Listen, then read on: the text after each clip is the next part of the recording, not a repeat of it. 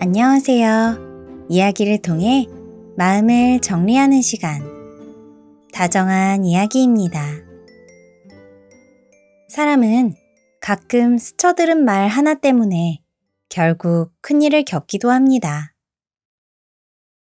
그때는 그냥 지나간 말인데 막상 중요한 순간이 오면 그 한마디가 전부가 되는 때도 있습니다. 오늘의 이야기는 그 한마디를 놓치지 않았던 사람의 이야기입니다. 오늘도 제가 찍은 영상과 함께 이야기를 재미있게 감상해 주시기 바랍니다. 그럼 이야기를 시작하겠습니다. 복숭아와 쓸개돌. 아주 먼 옛날 어느 바닷가의 한 고을에 새로운 사또가 부임하는 길이었습니다. 박사또는 백마를 타고 늠름하게 부임길을 가던 중 갑자기 웬 할머니가 길에 쓰러져 있는 것을 발견했습니다.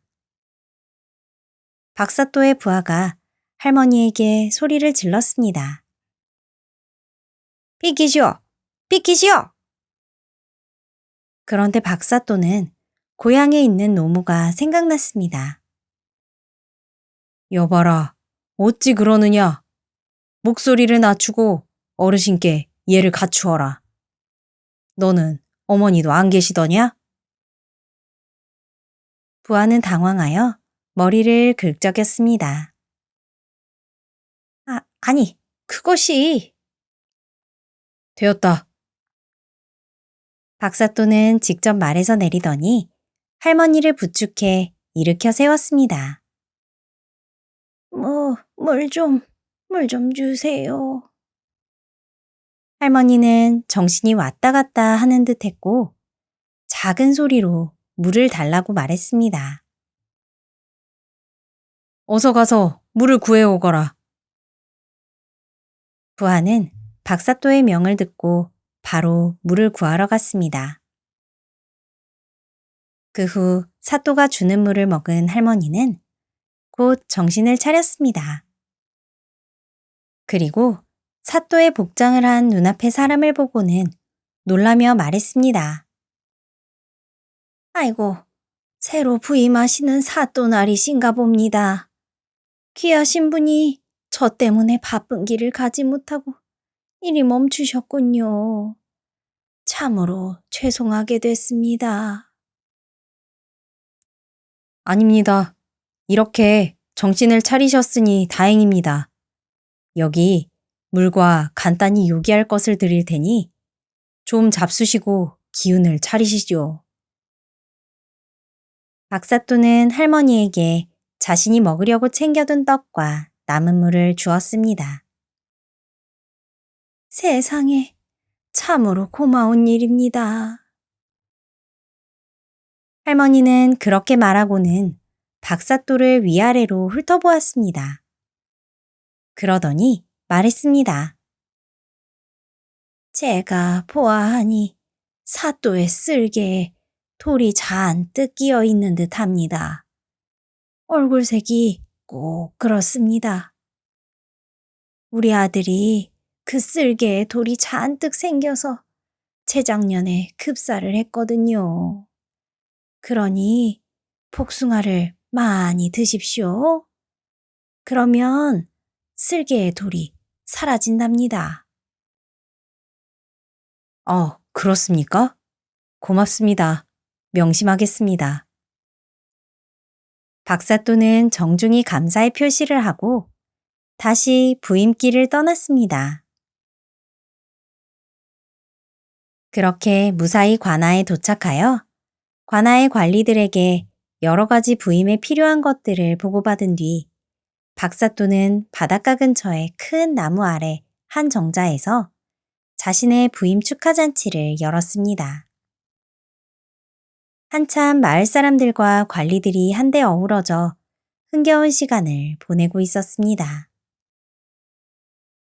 그런데 그 정자에서 내려다 보이는 바다에 크고 화려한 배 한 척이 나타났습니다. 조금 뒤 그 배에서 작은 배 하나가 내려오더니 어떤 사람이 배를 무태다 대고 정자로 다가왔습니다. 저는 용궁에서 온 사람입니다. 용왕님의 명령을 받고 사또를 모시러 왔습니다. 아니, 용궁이라고? 용왕님? 거참 신기한 이야기로구나. 내가 한번 가봐야겠다.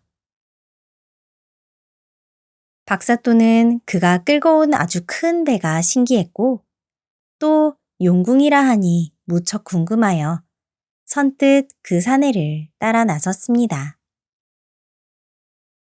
박사또가 작은 배를 타고 가서 큰 배에 올랐는데 배를 구경할 틈도 없이 박사또를 태운 배가 쏜살같이 어디론가 움직이는 것이었습니다. 아니, 이럴 수가.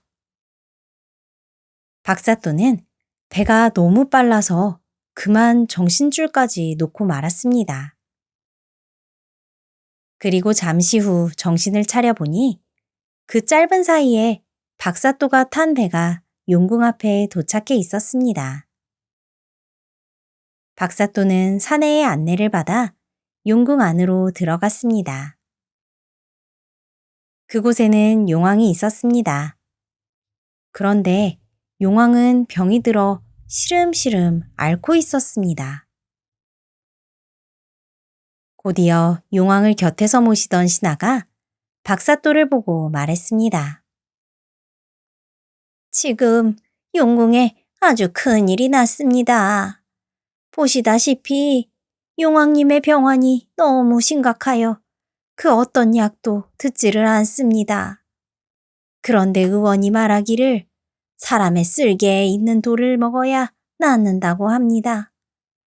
용궁의 신하들이 육지로 나가 사람들을 살펴보니 마침 사또의 쓸개에 돌이 들었다는 것을 알게 되어 이렇게 모셔오게 되었습니다. 아니, 뭐라? 지금 내 쓸개를 빼서 먹겠다는 건가? 박사또는 눈앞이 캄캄했습니다.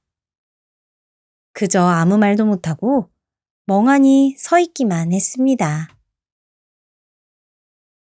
그러자 용왕이 아픈 몸을 일으켜 박사또를 보며 말했습니다. 이거 미안하게 되었네. 하지만 내가 죽으면 이 바다가 어지러워지니 어쩔 수 없구만. 혹시 자네는 죽기 전에 먹고 싶은 것이 있는가? 그렇다면 실컷 먹게. 내가 무엇이든 준비해 주겠네. 그때 박사또는 일전에 부임길에 만난 할머니가 떠올랐습니다. 그 할머니의 말을 대수롭지 않게 생각했는데 참이었구나. 복숭아를 많이 먹으면 쓸개의 돌이 없어진댔지? 박사또는 대답했습니다. 제가 복숭아를 좋아하니 많이 가져다 주십시오. 그러자 용궁의 신하들이 박사또에게 복숭아를 많이 가져다 주었습니다. 박사또는 며칠 동안 계속 복숭아만 먹었습니다. 먹고 또 먹고 용궁의 복숭아가 동날 때까지 박사또는 헛구역질을 하면서 복숭아를 먹었습니다. 살아야 한다. 복숭아를 먹고 돌을 없애야 살 수 있다. 먹어야 한다. 박사또는 과거 공부를 할 때의 집중력과 끈기를 발휘하여 복숭아를 주는 대로 다 먹어치웠습니다. 며칠이 지났습니다. 드디어 박사또의 배를 가르기 위해 용궁의 의원이 찾아왔습니다. 의원이 박사또의 배를 진찰했지만 아무리 찾아도 쓸개의 돌을 찾을 수가 없었습니다. 정말 할머니의 말대로 복숭아를 많이 먹어서 그 돌이 사가 없어졌기 때문이었습니다. 의원이 용왕에게 말했습니다. 진찰을 해보았지만 아무리 찾아도 쓸개의 돌이 없습니다. 용왕은 말했습니다. 쓸개에 돌이 없는 사람이라면 까닭없이 죽일 수도 없으니 도로 있던 곳으로 보내주거라. 그렇게 할머니의 조언 덕분에 박사또는 목숨을 건지고 무사히 육지로 돌아올 수 있었습니다. 박사또는 관아로 돌아온 뒤 부임길에 만난 할머니를 찾아 나섰습니다. 하지만 할머니는 어디에도 보이지 않았습니다. 아무래도 그 할머니는 보통 분이 아니셨나 봐. 박사또는 할머니가 자신을 살리기 위해 나타난 신령이었다고 믿었습니다. 그 뒤로 사또는 백성들을 더욱 잘 보살폈고 늘 복숭아를 가까이 하며 할머니의 은혜를 잊지 않았다고 합니다. 이야기 잘 들으셨나요? 결국 사또를 살린 건 특별한 재주도 힘도 아니었습니다. 그저 한 번 들었던 말을 잊지 않고 붙잡고 있었던 것, 그것이었습니다. 살다 보면 무심코 지나치는 말들이 참 많죠. 하지만 그 안에는 지금 당장은 몰라도 언젠가 나를 살릴 수 있는 작은 힌트가 숨어 있을지도 모릅니다. 우리는 그걸 그냥 흘려보내고 있는 건 아닐까요? 이어서 다음 이야기를 들려드리겠습니다. 소원을 들어주는 그림. 옛날에 서로 아주 사이가 좋은 춘수와 길수라는 사람이 있었습니다. 그 두 사람은 늘 서로를 도와주고 콩 한 쪽도 나누어 먹는 사이였습니다. 둘은 서로 나중에 커서도 서로를 항상 도와주기로 약속했습니다. 그리고 두 친구는 커서 장가갈 나이가 되었고 각자 색시를 만나 살림을 차리고 살기 위해 멀리 떨어지게 되었습니다. 그런데 그중 춘수가 무척 가난하게 살게 되었습니다. 장사를 해도 망하고 과거를 봐도 망하고 사기꾼에게 사기까지 당해서 이제 쫄쫄 굶게 되었습니다. 여보, 이제 우리는 어떻게 삽니까? 아이들도 배고프다고 난리인데 먹을 쌀 한 톨 없으니. 내가 어렸을 때 서로 도와주기로 약속한 길수라는 친구가 있소이다. 그 친구를 한번 찾아가 볼 테니 조금만 기다려 보시오. 그렇게 춘수는 길을 떠나 한양에 있는 길수를 찾아갔습니다. 가보니 길수는 아주 잘 살고 있었습니다. 커다란 기와집에 하인들도 많이 있어서 속으로 내심 기대를 하였습니다. 그래, 길수 이 친구가 분명 나를 도와줄 거야. 참 잘 되었구나. 춘수가 왔다는 소식을 듣고 길수가 한 걸음에 달려나와 반겨주었습니다. 아니, 이복의 춘수, 이게 얼마만인가? 그래, 길수, 반갑네 그려. 길수는 춘수의 손을 잡고 방 안으로 들어갔습니다. 몇 마디 이야기를 나누고 춘수가 본격적으로 돈 이야기를 하였습니다. 자네 정말 잘 살고 있구먼. 그런데 나는 사실 망했다네. 여기 자네를 만나러 올 노잣돈도 없어 내 마누라가 머리카락까지 팔았다네. 그러자 길수가 말했습니다. 아니 이 사람아, 그런 일이 있었으면 진작에 날 찾아왔어야지. 아무 걱정 말고 며칠 나와 함께 지내다 가시게. 춘수는 그렇게 길수의 집에서 극진한 대접을 받으며 며칠을 묵었습니다. 그리고 춘수는 가족들이 걱정되어 집으로 떠나기로 하였습니다. 이복의 길수, 이제 그만 가봐야겠네. 우리 가족들 먹고 살 돈을 몇 푼만 좀 꾸어주게나. 그러자 길수가 고개를 끄덕이더니 방으로 들어갔습니다. 잠시 후 나온 길수의 손에는 돈이 아니고 웬 호랑이 그림이 그려진 종이 하나가 들려 있었습니다. 아니, 이복의 길수, 나는 이런 그림이 아니고 당장 돈 한 푼이 필요한 사람일세. 그러지 말고 몇 푼만 좀 꾸어주게나. 그러자 길수가 웃으며 춘수에게 말했습니다. 하하, 아이고 참. 내가 그 그림을 어찌 써야 하는지 말을 안 해줬구만. 집에 가서 힘들 때마다 회초리로 그 호랑이의 꿍등짝을 한 대씩 때려보게나. 그러면 좋은 일이 생길 걸세. 그것이 돈 몇 푼보다 더 효과가 좋을 걸세. 춘수는 길수가 그렇게 말하니 더 이상 돈을 꾸어달라는 말을 할 수 없었습니다. 영 찝찝한 마음으로 호랑이 그림을 챙겨들고 길수의 배웅을 받으며 길을 나섰습니다. 그때 길수가 길을 떠나려는 춘수를 잠시 붙잡고 말했습니다. 이복의 춘수, 아무리 힘들어도 하루에 한 번만 호랑이 엉덩이를 때려야 하네. 꼭 하루에 한 번일세. 춘수는 도대체 무슨 소린가 싶어 대충 그렇게 하겠네 대답하고 떠났습니다. 그리고는 한참을 걷다가 기가 차서 그림을 꺼내보고 말했습니다. 아니 참나, 이 그림이 뭐길래 이걸 주었단 말인가? 이 친구가 이거 돈이 아까웠던 건가?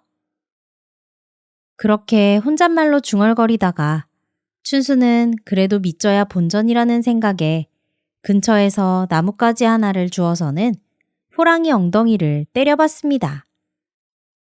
아니, 이게 뭐야? 글쎄, 호랑이 엉덩이에서 갑자기 엽전꾸러미가 떨어지는 것이었습니다. 이럴 수가! 이래서 길수가 이 그림을 나에게 준 것이로구나.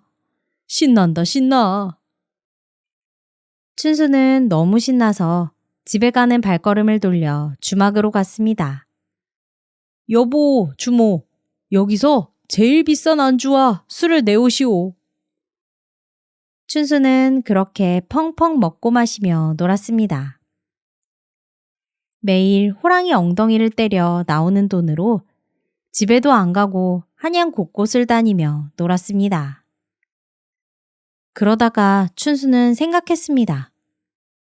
아니, 이거 한 번 때려서 나오는 돈으로는 나 혼자 먹고 놀 만큼도 부족한데? 그러더니 회초리를 들어서 호랑이의 엉덩이를 계속 때려댔습니다. 자, 돈 나와라, 돈 나와. 그랬더니 갑자기 그림에서 어흥 소리가 나더니 그림 속 호랑이가 그림의 산으로 쏙 들어가서는 보이지 않게 되었습니다. 아니 뭐야? 호랑이 어디 갔어? 호랑이! 춘수는 호랑이가 들어간 산을 회초리로 열심히 때려보았지만 더 이상 돈이 나오지 않았습니다. 그 길로 춘수는 다시 길수에게 찾아갔습니다. 아이고, 이 사람아. 하루에 한 번만 때리라고 했지 않았나? 미안하네, 길수. 한 번만 더 도와주게나. 이번에는 내가 자네가 시키는 대로 하겠네. 꼭! 길수는 다시 방에 들어가서 그림을 하나 가지고 나왔습니다. 그 그림에는 커다란 항아리가 그려져 있었습니다. 자, 돈이 필요하거든. 이 항아리를 두드리게나. 이번에도 하루에 딱 한 번이네. 꼭이네. 알겠구만, 알겠어. 정말 고맙네. 춘수는 길수가 준 그림을 받아들고 신이 나서 펄쩍펄쩍 뛰며 밖으로 나왔습니다. 그리고 길에 멈춰서서 항아리를 한번 두드려 보았습니다. 나와라, 돈! 그러자 정말 항아리 입구에서 돈꾸러미가 툭 하고 나왔습니다. 아이고, 신난다, 신나. 춘수는 또 주막으로 향했습니다. 이번에도 춘수는 몇 날 며칠을 먹고 놀면서 돈을 써댔습니다. 그리고 결국 돈이 모자랄 지경까지 가게 되었습니다. 춘수는 생각했습니다. 아, 이번에는 지난번보다 조금 덜 두드려 봐야겠다. 한 3-4번은 괜찮겠지? 그러고는 항아리 그림을 똑똑똑똑 4번을 두드렸습니다. 그랬더니 돈꾸러미가 한 번 떨어지고는 갑자기 그림 속의 항아리에 쩍쩍 금이 가고 깨져버리고 말았습니다. 아이고, 망했다, 망했어.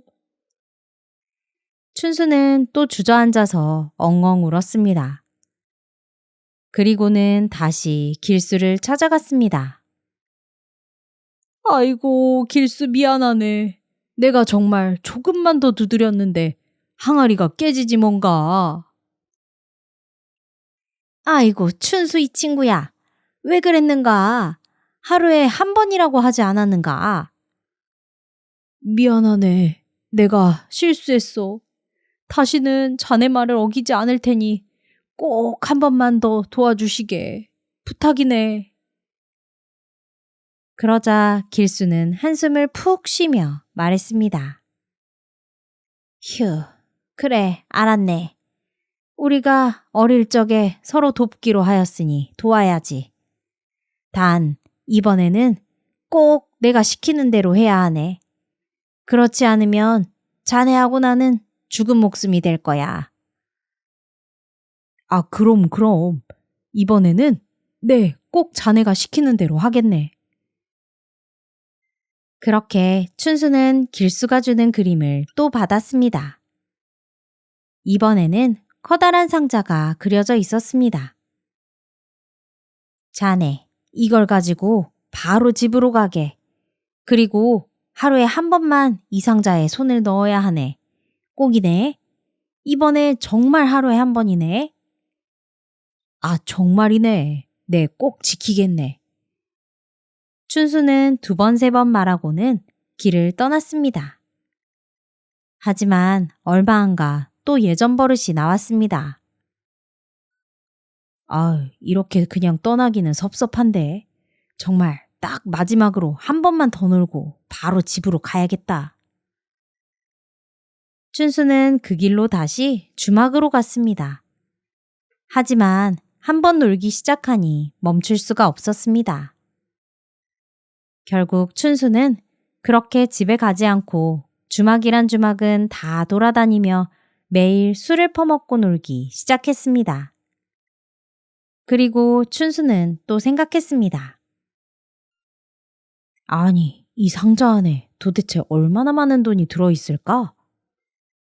그렇게 생각하고는 상자 안에 손을 계속 집어넣었는데 이번에는 돈꾸러미가 계속 손에 들려 나왔습니다. 20번을 해도 30번을 해도 계속 돈꾸러미가 나왔습니다. 아니, 이건 안 없어지는데?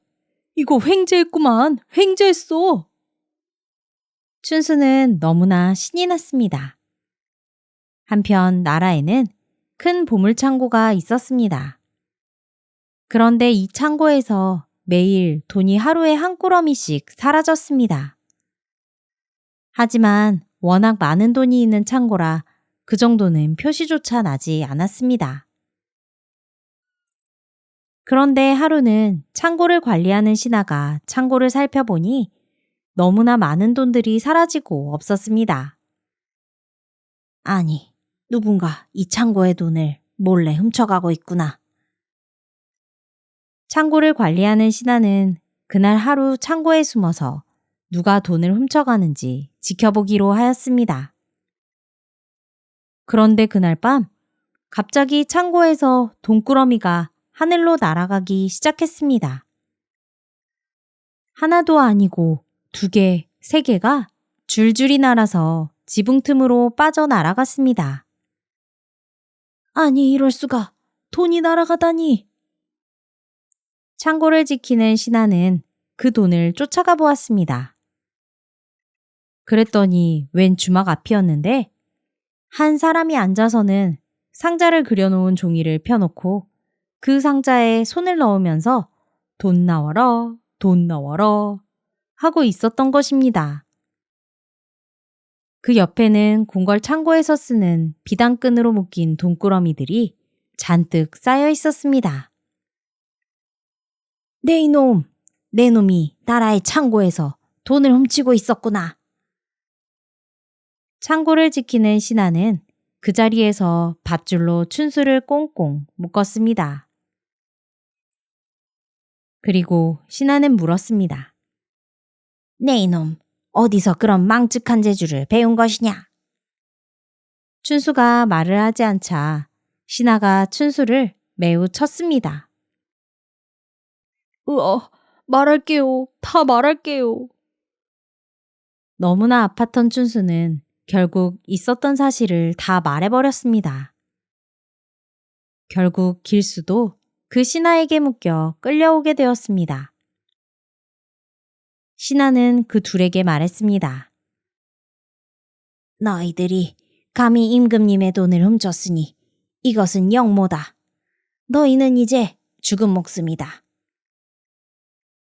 결국 길수의 말대로 정말로 둘 다 목숨을 잃게 돼버린 것입니다. 춘수 이 친구야, 내가 뭐라고 했나?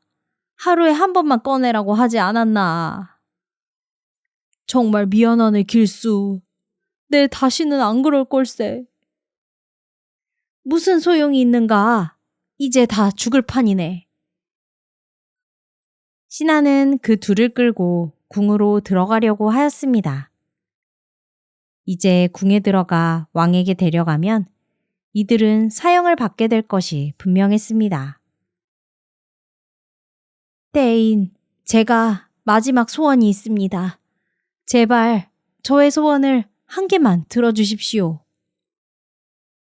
그래, 곧 죽을 놈이 무슨 소원이냐? 한번 드러나 보자. 가족들에게 마지막으로 그림을 하나만 남기게 해주십시오. 그래, 까짓거 그려보게나. 하고 그 신하는 길수에게 큰 종이와 붓을 가져다 주게 하였습니다. 길수는 그 자리에서 날개 달린 말을 한 마리 그렸습니다. 그리고는 갑자기 춘수에게 말했습니다. 자네, 나를 꼭 붙잡아야 하네. 그러고는 춘수를 데리고 그림의 말등에 얼른 앉았습니다. 그랬더니 갑자기 힝 소리가 나며 커다란 말 한 마리가 그림에서 튀어나왔습니다. 그리고는 길수와 춘수를 태우고 높이 높이 하늘로 올라갔습니다. 간신히 목숨을 건진 춘수는 그 뒤로 자신의 행동을 뉘우치고 고향의 가족들에게 돌아가 열심히 일을 하며 살게 되었다고 합니다. 박박 바가지. 옛날 어느 마을에 할머니, 할아버지가 살았습니다. 두 부부는 가난했지만 소박하게 오순도순 살아가고 있었습니다. 그런데 어느 날 이 할아버지, 할머니 집에 밤중에 도둑이 들었습니다. 도둑이 살금살금 집 안에 들어와서 이리저리 살피다가 마루 위로 기어 올라왔습니다. 그러니 낡은 마루에서 삐그덕 소리가 났습니다. 방 안에서 잠을 자던 할머니가 그 소리를 듣고 잠에서 깼습니다. 그러고는 옆에서 자고 있는 할아버지를 깨웠습니다. 영감, 밖에서 무슨 소리가 나는 걸 보니 도둑이 들었나 봅니다. 마룻소리 때문에 멈춰있던 도둑은 그 소리를 듣고 깜짝 놀랐습니다. 그래서 들키지 않으려고 그 자리에서 계속 숨을 죽이고 가만히 있었습니다. 그런데 방 안에서는 할아버지가 잠을 깨서 하는 말이 도둑은 무슨 도둑? 쥐들이 또 돌아다니는 모양이지. 라고 하였습니다. 그래도 할머니는 이상했습니다. 아무래도 쥐 소리는 아닌 것 같았는데. 도둑은 할아버지 할머니가 어서 마음을 놓게 하기 위해 꾀를 내어 찍찍 찍찍 하고 쥐 소리를 냈습니다. 그것 보슈. 저게 쥐 소리가 아니고 뭐야? 라고 할아버지가 말했습니다. 그런데 할머니는 또 미심쩍어서 이상하다. 쥐 소리 치고는 너무 큰걸요. 라고 말했습니다. 할아버지는 혀를 끌끌 차며 말했습니다. 아니, 쥐 소리보다 좀 크면 고양이 소리겠지. 그래도 할머니는 미심쩍어 했습니다. 영감, 아무래도 좀 이상하오. 그러지 말고 어서 나가 보시구려. 도둑은 아무래도 이러다가는 꼼짝없이 들키겠다고 생각했습니다. 그래서 얼른 야옹 야옹 하고 고양이 소리를 냈습니다. 그럼 그렇지.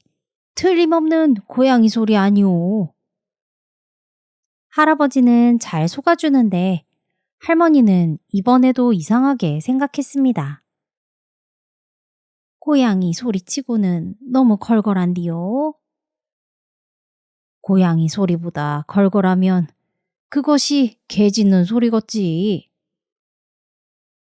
도둑은 어서 빨리 할머니 할아버지가 마음 놓고 자라고 이번에는 멍멍 멍멍 하고 개 짖는 소리를 냈습니다.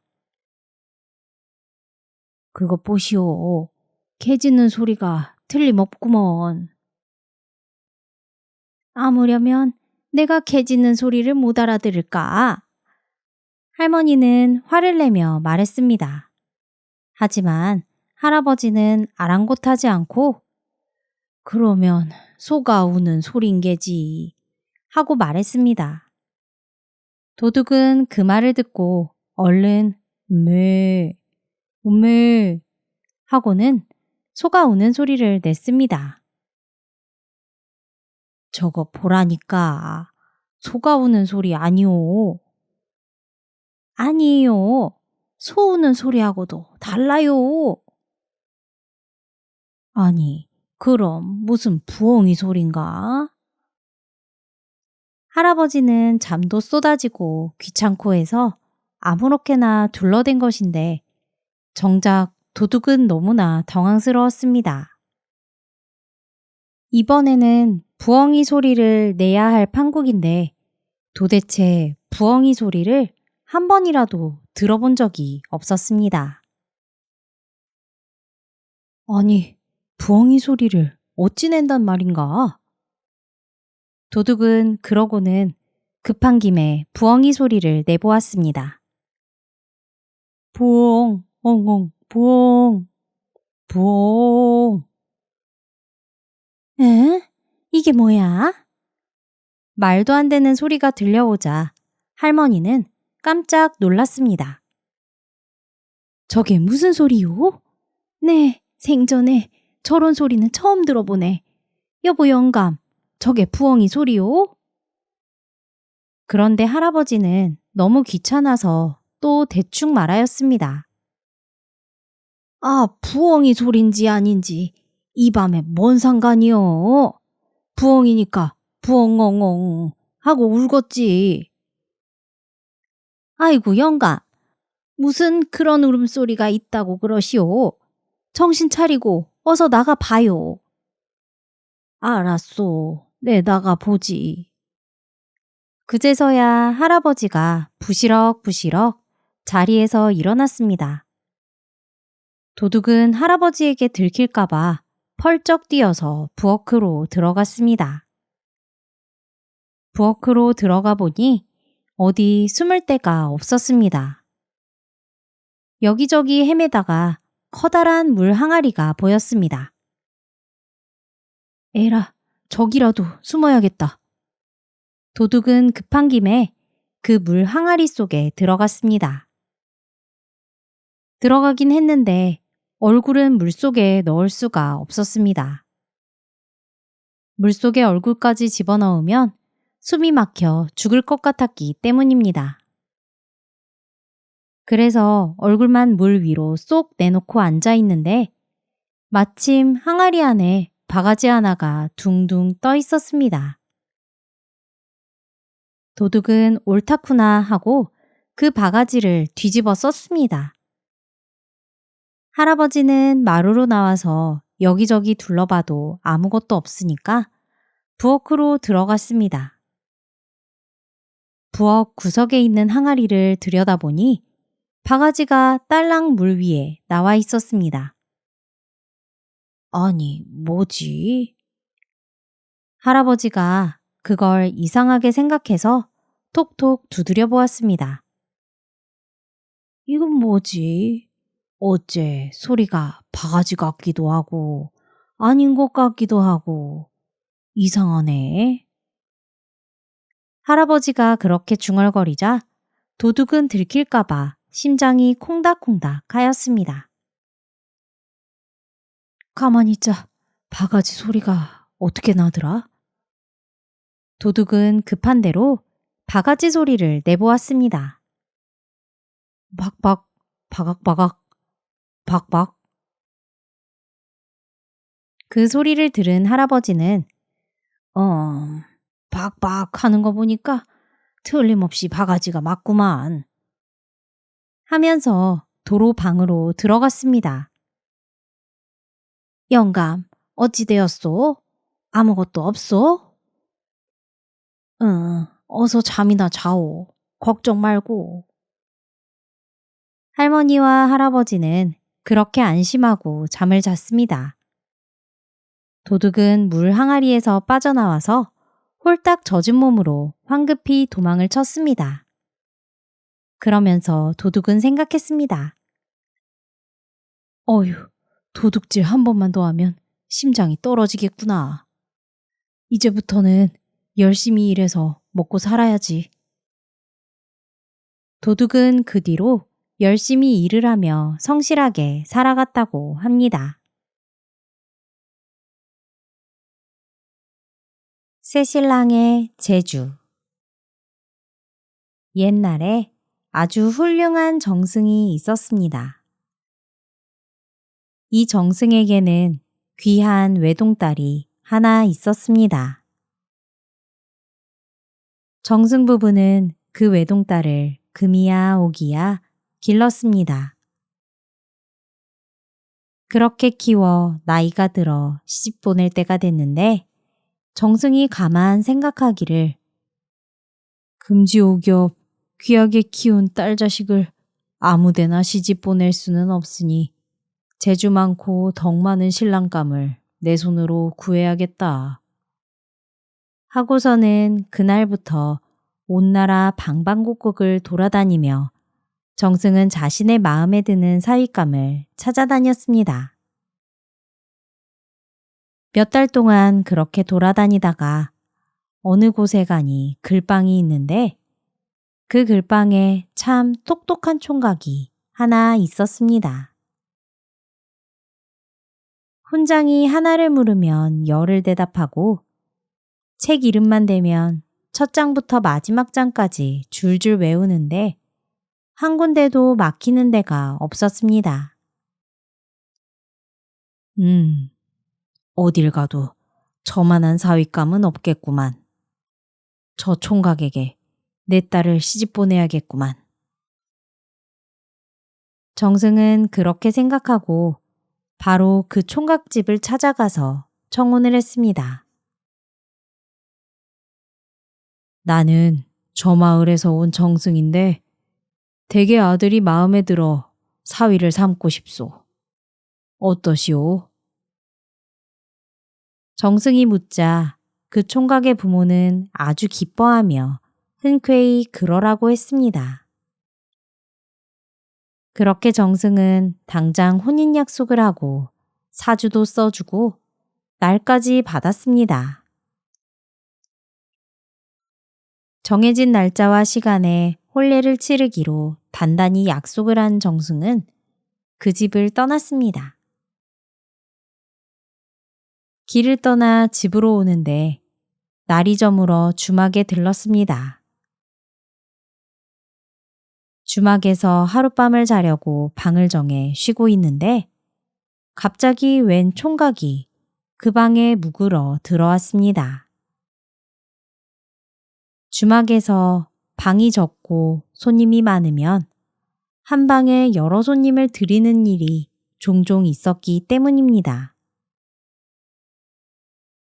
그런데 그날따라 손님이 많아서 밥상이 모자랐던지 저녁상이 들어오는데 웬 바구니가 턱 들어왔습니다.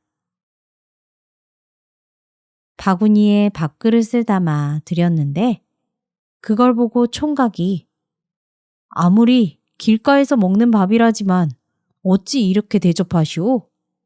하더니 잠깐 나가서 밥상 하나를 뚝딱 만들어 가지고는 들어왔습니다. 나무를 깎아붙이고 다듬어 칠까지 해서 아주 멋들어진 밥상을 만들어 온 것입니다. 거기에다 그릇을 턱 올려놓고 어르신 어서 드십시다 하는데 가만히 보니 저런 재주를 가진 총각도 흔치 않을 것 같았습니다.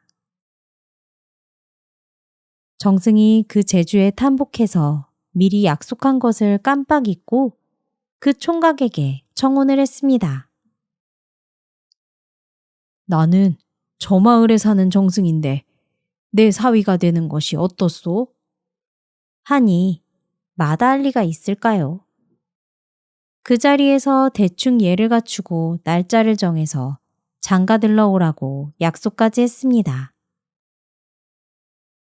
같은 날 신랑이 둘이나 오게 된 것입니다. 그래놓고 길을 떠나 집으로 오는데 어느 곳을 지나다 보니 길가 논에서 웬 총각이 모를 심고 있었습니다. 그런데 모를 어찌나 잘 심는지 한 마지기 논을 눈 깜짝할 사이에 다 심었습니다. 그리고 나서는 걸음을 주고 김 매는 것이 순식간이었습니다. 아주 짧은 시간 동안 그 많은 일을 혼자 다 해내는 것이었습니다. 아니, 농사가 천하의 근본인데 농사를 저리 잘 지으니 저보다 나은 사윗감이 있을까? 정승은 또 지난 일은 까맣게 잊고 눈이 팔려 그 총각에게 청혼을 했습니다. 나는 저 마을 사는 정승인데 내 사위 될 생각은 없는가? 하니 그 총각은 당장 그리 하겠노라고 말했습니다. 그리하여 아까 총각들과 같은 날에 색시를 맞으러 오라고 약속을 했습니다. 일이 이렇게 되고 보니 어째 한날 한시에 신랑 셋이 오게 된 것입니다. 정승이 집에 와서 가만히 생각하니 이것 참 일을 저질러도 크게 저질러 놓은 것이었습니다. 아니, 내가 어쩌자고 일을 이 지경으로 만든 것인가? 일을 어찌할꼬? 정승은 아무리 생각해도 방법이 없었습니다. 이대로는 딸 하나에 사위 셋을 보게 되었으니 큰일이었습니다. 그렇다고 혼례라는 중대한 약속을 이제 와서 물을 수는 없는 노릇이고 그렇다고 신랑 셋을 맞아들일 수도 없는 노릇이었으니 정승은 고민만 하면서 끙끙 앓게 되었습니다. 그리고 그런 아버지의 모습을 본 외동딸이 이상하게 생각하여 정승에게 물었습니다. 아버지, 대체 왜 그러세요? 아니, 그게 말이다. 정승은 지난 일을 딸에게 말해 주었습니다. 아이고, 아버지, 어쩌다가 일을 그렇게 만드셨어요. 참. 그러고는 딸이 잠시 고민을 하더니 이어 말했습니다. 아버지, 아무 걱정 마시고 저에게 맡기세요. 다른 사람도 아니고 시집갈 딸이 자신에게 맡기라 하니 죽이 되든 밥이 되든 저 하는 대로 내버려 두자 생각하고 정승은 딸이 하는 대로 가만히 놔두기로 하였습니다. 그리고 드디어 약속한 날이 되었습니다. 신랑감을 맞을 준비를 해놓고 색시가 단장을 하고 있으니 한꺼번에 신랑 셋이 들이닥쳤습니다. 집안 사람들은 당황하여 허둥대기 시작했습니다. 아니, 어째 신랑이 셋이나 왔어? 이게 무슨 일이야? 신랑감들도 서로 자기가 이 집의 사위라며 곧 싸움이 벌어질 판이었습니다. 그때 색시가 나서서 신랑 셋에게 술잔을 한 잔씩 돌리고 나서 말했습니다. 여러분, 일이 이렇게 된 점 정말 송구스럽습니다. 하지만 이왕 일이 이렇게 됐으니 제가 이 중에서 한 분을 고르는 수밖에 없습니다. 그런데 아직은 어느 분이 얼마나 재주가 많고 덕이 많은지 알 수 없으니 이 길로 다들 나가셔서 3년 동안 무슨 재주든지 한 가지씩 배워 오십시오. 3년 뒤에 가장 좋은 재주를 배워 오신 분께 시집을 가겠습니다. 좋소. 내가 가장 훌륭한 재주를 배워 오리다. 무슨 소리? 내가 가장 훌륭한 재주를 배워올 것이오.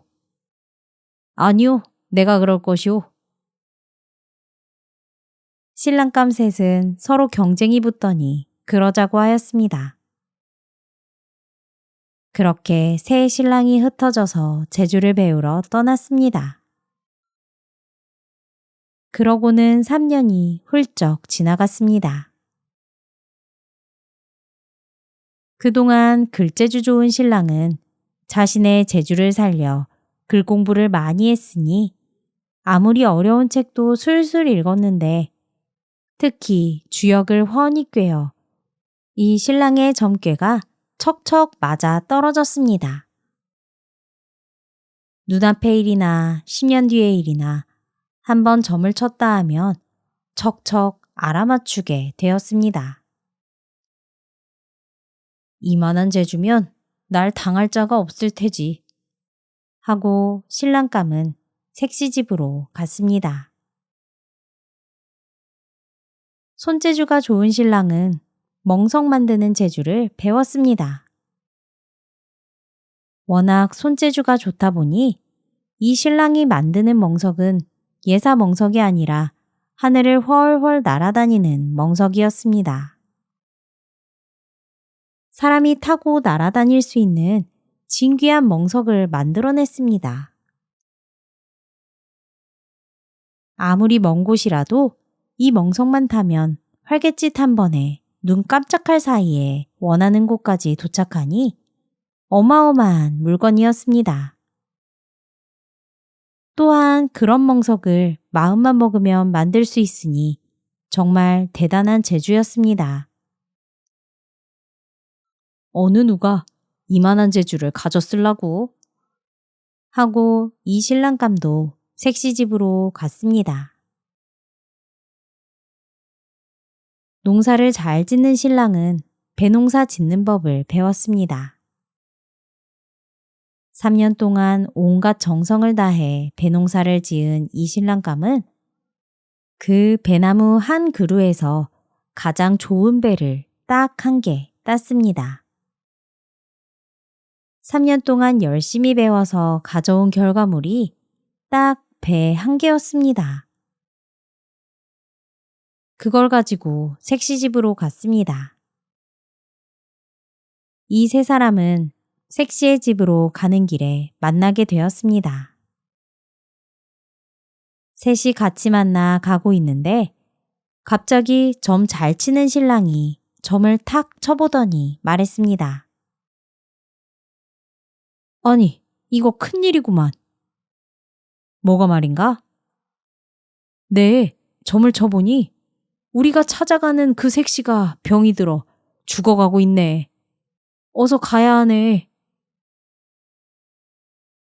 그 색시에게 장가를 들려고 3년 동안 고생했는데 색시가 다 죽어간다니 셋은 기가 막혔습니다. 이때 멍석을 가진 신랑이 나섰습니다. 그러면 한시가 급하니 이 멍석을 타고 가세나. 그렇게 해서 새 신랑이 멍석을 타고 훨훨 날아갔습니다. 멍석을 타니 며칠을 걸릴 색시집까지 눈 깜짝할 사이에 날아갈 수 있었습니다. 색시의 집에 도착하니 색시는 정신을 잃고 누워 있었고 이제 막 숨이 넘어가려는 참이었습니다. 이보게들 미안하네. 갑자기 일이 이렇게 되었네. 정승이 신랑감들 앞에서 어쩔 줄을 몰라 하는데 갑자기 배를 가진 신랑이 색시가 누워있는 곳으로 뛰어 올라갔습니다. 그리고는 허리춤에서 배를 꺼냈습니다. 그 배를 주먹을 꽉 쥐어서 즙을 내서는 색시의 입에 흘려 넣어 주었습니다. 여러분, 오셨군요.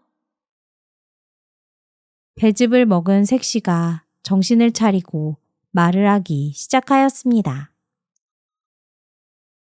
3년 동안 온갖 정성을 들여 만들어진 단 하나의 배라서 산삼보다 더 뛰어난 영약이 된 것이었습니다. 오, 고맙네 고마워.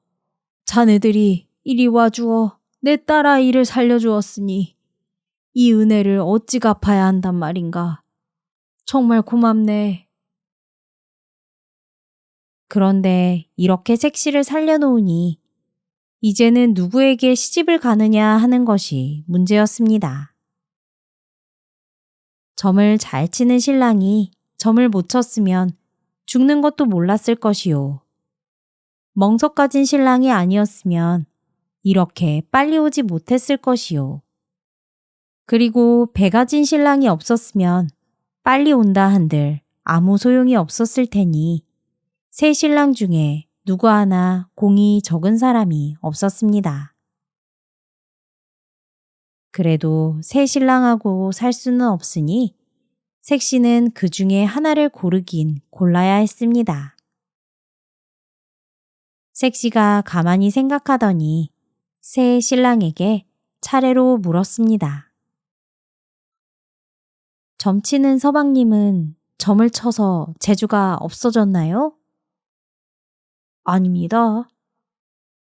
멍석 가진 서방님은 멍석이 없어졌나요? 아닙니다. 배 가진 서방님은 배가 없어졌나요? 그렇습니다. 대답을 모두 들은 색시가 말했습니다. 두 분은 저 때문에 잃은 것이 없지만 한 분은 저를 살리느라고 귀한 배를 잃었으니 마땅히 그분께 시집을 가야 하지 않겠습니까? 그 말을 들은 신랑감들은 모두 고개를 끄덕였습니다. 결국 이렇게 해서 배농사 지은 신랑이 색시에게 장가를 들게 되었다고 합니다. 다른 두 신랑감들에게도 정승은 감사의 표시로 많은 재물을 주었고 자신의 동료 정승들에게 소개하여 좋은 혼처를 마련해 주었다고 합니다. 입 큰 각시와 코 없는 신랑. 옛날에 한 마을에 특이하게도 코가 없는 신랑과 입이 무척 큰 각시가 살았습니다. 어느 날 이웃마을에 사는 친구가 생일 잔치를 한다고 편지를 보내왔습니다. 코 없는 신랑과 입 큰 각시는 걱정이 태산이었습니다. 잔치에 가면 친구들에게 놀림거리가 될 것이 분명했기 때문입니다. 어쩌지? 이대로 간다면 분명 큰 놀림거리가 될 것이니 안 가는 게 낫겠소. 옳지 여보, 좋은 생각이 났어요. 입 큰 각시가 코 없는 신랑에게 웃으며 말했습니다. 오, 그것이 무엇이오? 당신 코는 양초를 녹여서 만드는 거예요. 그리고 제 입에는 밀가루 반죽을 붙이고 그 위에 분을 바르면 잔치에 온 사람들이 우리가 코가 없고 입이 큰 줄 아무도 모를 거예요. 부부는 기뻐하며 얼굴에 치장을 시작했습니다. 그리고 멋진 코와 예쁜 입을 만들어서 무사히 친구의 생일 잔치에 갈 수 있었습니다.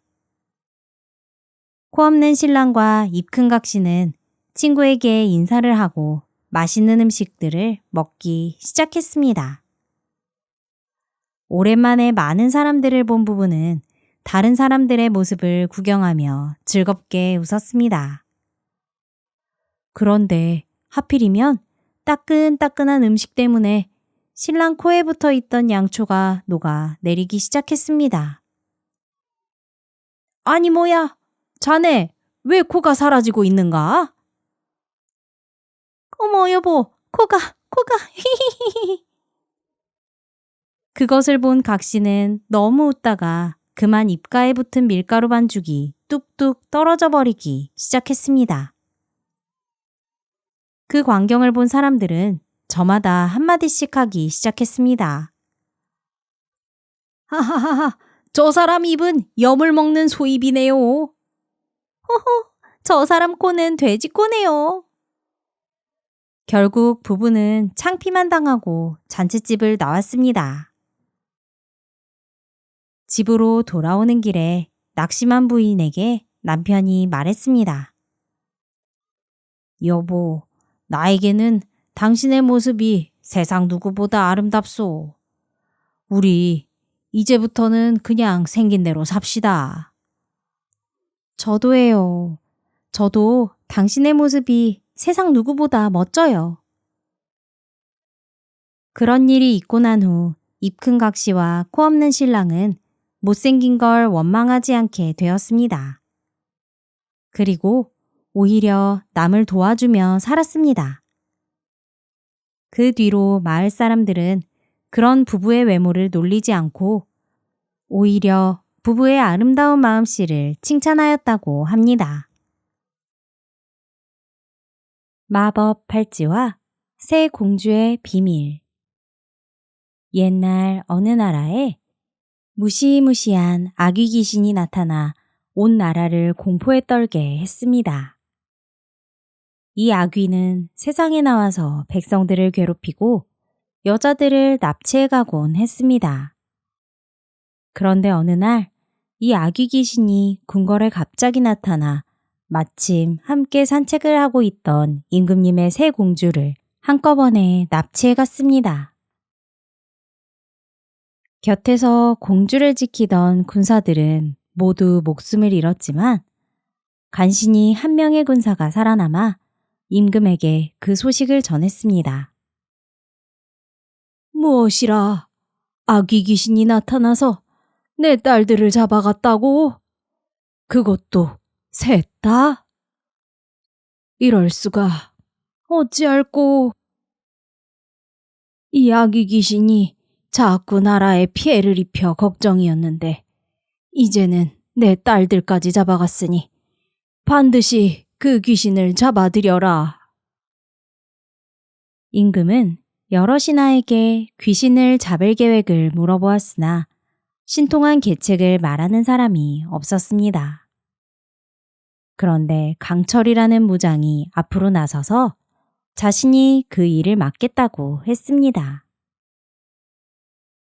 임금님, 저희 집안은 대대로 나라의 은혜를 받고 살고 있습니다.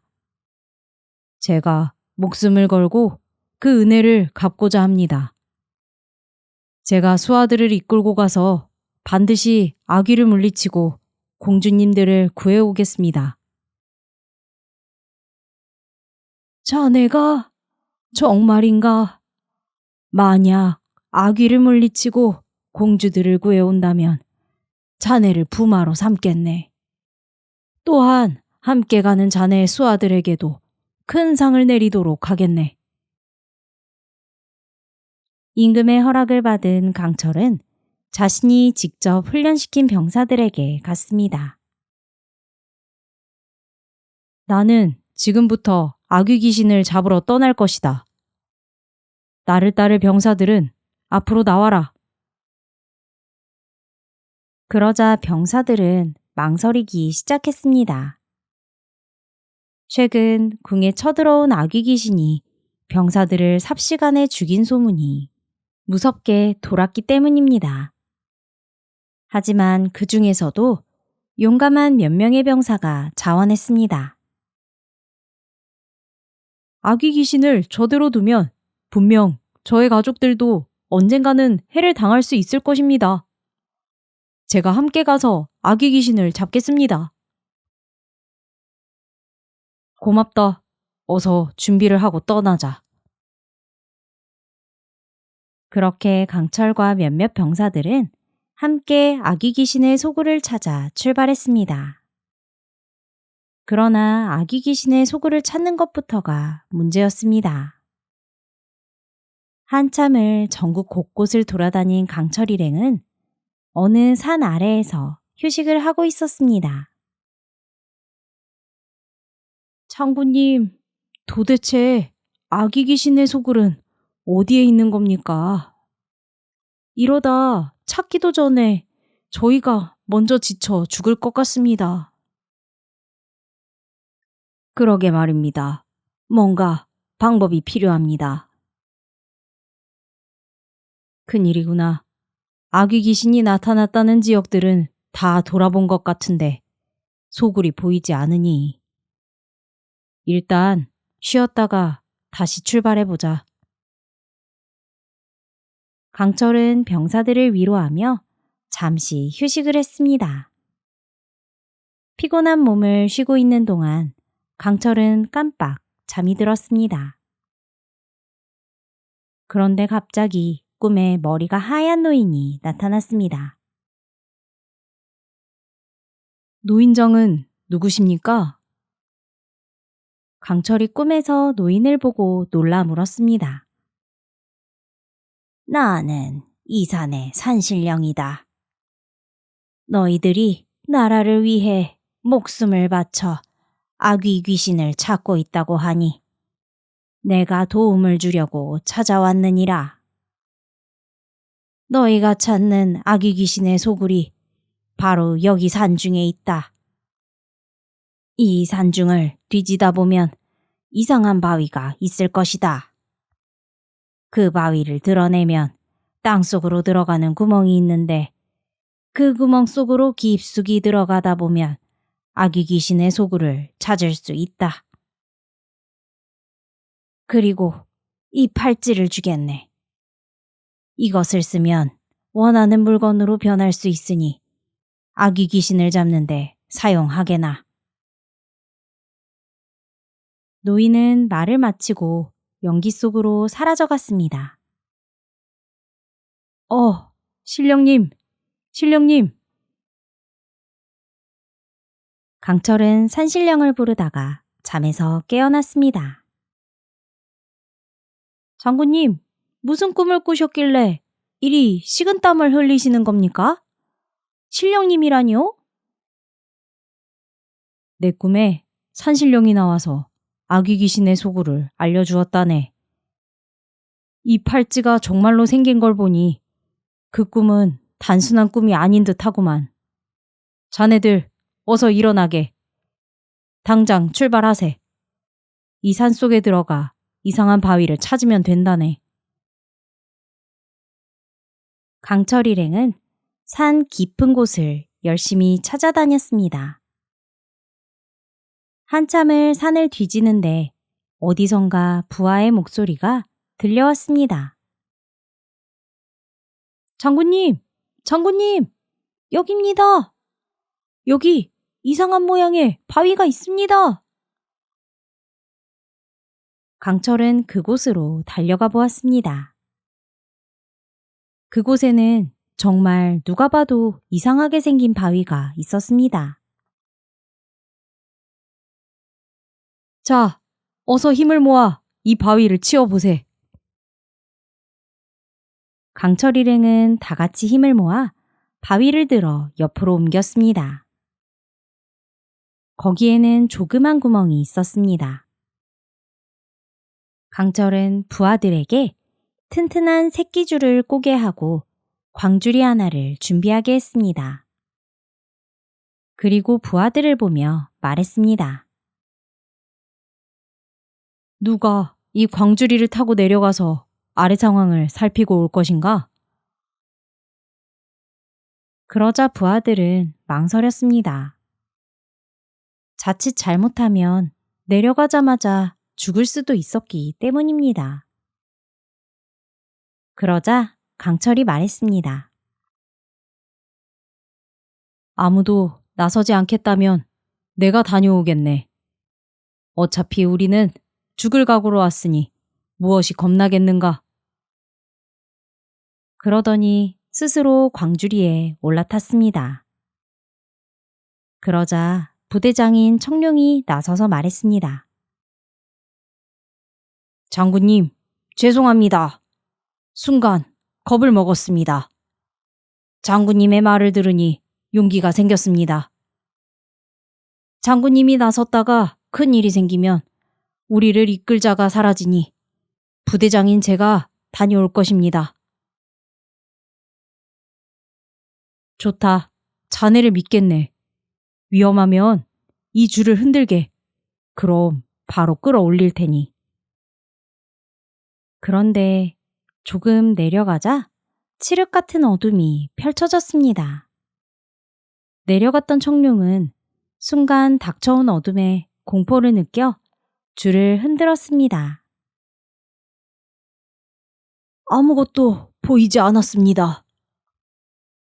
청룡은 올라와서 말했습니다. 제가 한번 가보겠습니다. 다른 부하가 자원했습니다. 그 부하도 어김없이 어둠을 만나자 줄을 흔들었습니다. 도무지 아무것도 보이지 않아 사정을 살펴볼 길이 없습니다. 부하들의 말을 들은 강철은 말했습니다. 이대로는 아래 사정을 살필 수가 없겠군. 아무래도 내가 다녀와야겠네. 그렇게 강철은 할 수 없이 자신이 내려가기로 했습니다. 그는 끝없는 어둠을 지나서 계속 내려가 구멍의 끝에 다다랐습니다. 그러자 한 줄기 빛이 보이기 시작했고 더 내려가니 그의 눈앞에 넓고 신비한 세계가 펼쳐졌습니다. 수많은 집들과 나무들이 있는 거대한 마을이 있었는데 그 어느 곳에서 본 것보다 크고 웅장한 마을이었습니다. 그는 제일 커다란 나무 위에 몰래 올라가 그곳의 상황을 살폈습니다. 조금 있으니 웬 어여쁜 아가씨가 물동이를 이고 가장 큰 집에서 나왔습니다. 그 아가씨는 막내 공주였습니다. 막내 공주는 강철이 있는 나무 밑 우물에 물을 길러왔습니다. 공주가 물을 길자 강철은 나뭇잎을 한 줌 훑어서 물동이 위에 떨어뜨렸습니다. 공주는 물을 버리고 다시 길었습니다. 그는 또다시 나뭇잎을 떨어뜨렸습니다. 그렇게 세 번째에 공주는 이상하다 생각하며 나무 위를 쳐다보았습니다. 그러고는 강철을 발견하고 깜짝 놀랐습니다. 당신은 궁의 호위대장이 아니십니까?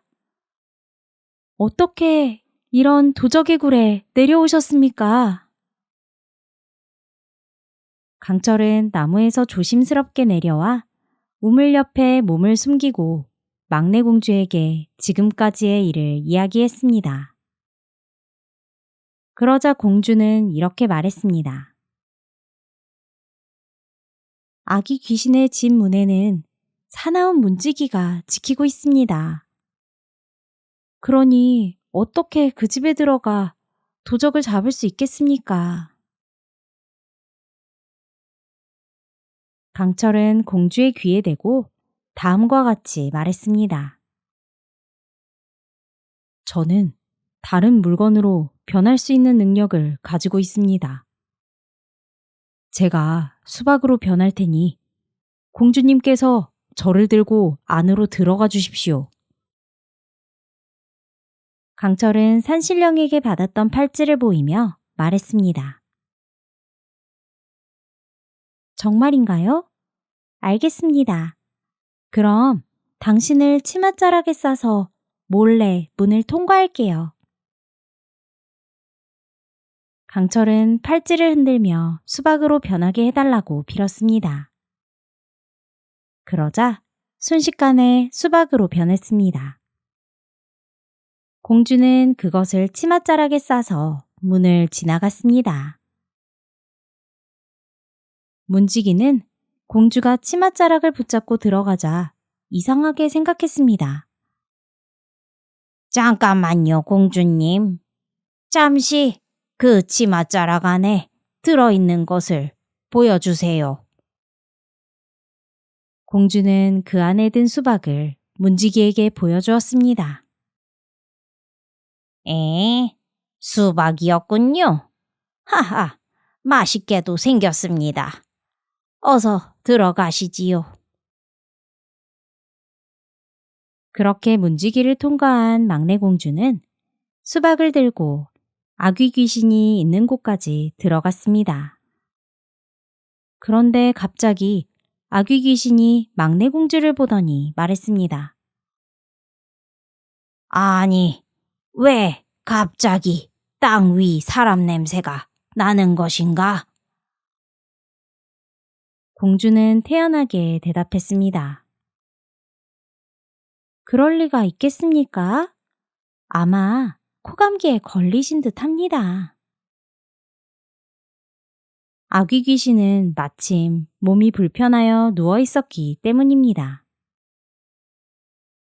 막내 공주는 수박을 부엌에 잘 숨겨두고는 첫째와 둘째 공주에게도 이 사실을 알렸습니다. 공주들은 독한 술을 만들면서 아귀 귀신의 병이 낫기를 기다렸습니다. 며칠 후에 아귀 귀신의 병환이 나으니 공주들은 술을 준비하고 소를 잡아 잔치를 벌였습니다. 이제 병환이 나으셨으므로 즐거운 마음에 이 자리를 마련했습니다. 오늘은 마음껏 노시지요. 공주들이 웬일로 아귀 귀신을 좋게 대해주며 술을 권하자 이 아귀 귀신은 마음이 흐뭇하여 공주들이 권하는 술을 모두 마셨습니다. 그리고는 공주들에게 취해서 말했습니다. 하하, 이리 나를 위해 잔치를 마련해주니 고맙구나. 너희들의 소원을 들어주겠으니 무엇이든 말해보아라. 그 말을 들은 공주들은 속으로 기뻐하면서 아귀 귀신이 더욱 우쭐대도록 칭찬하며 말했습니다. 저희에게 무슨 소원이 있겠습니까? 대감님과 함께 사는 것 말고는 소원이 없습니다.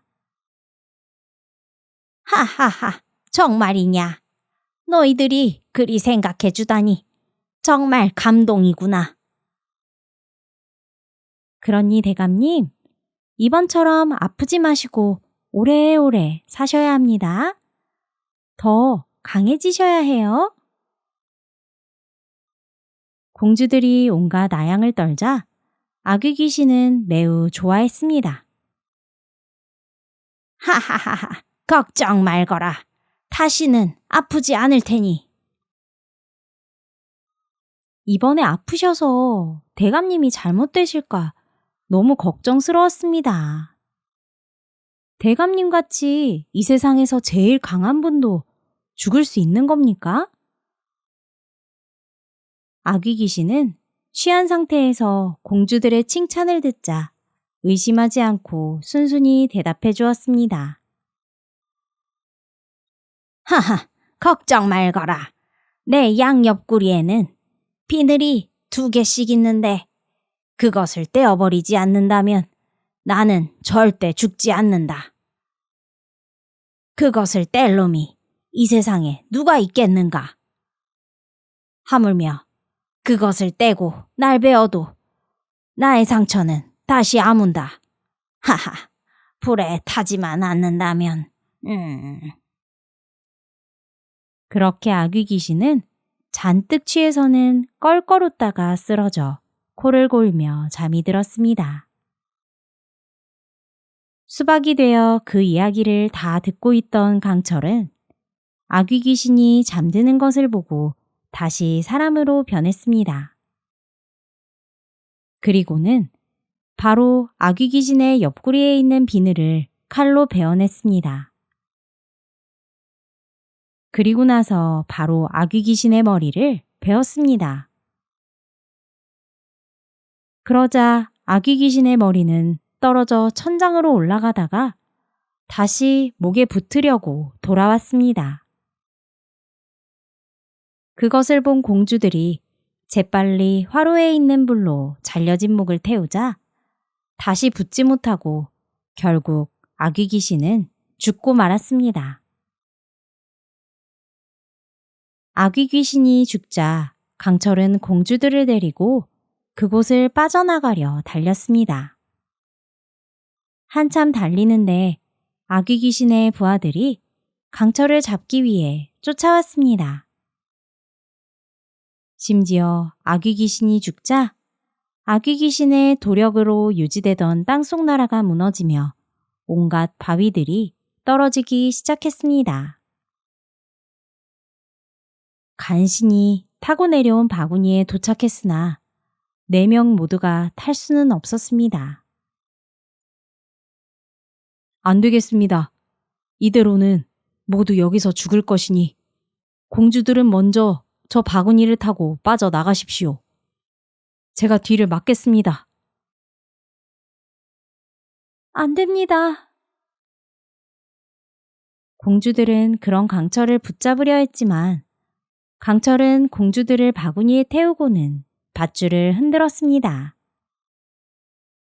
그러자 땅 위에 있던 부하들이 신호를 알아차리고 바구니를 위로 당겨 올렸습니다.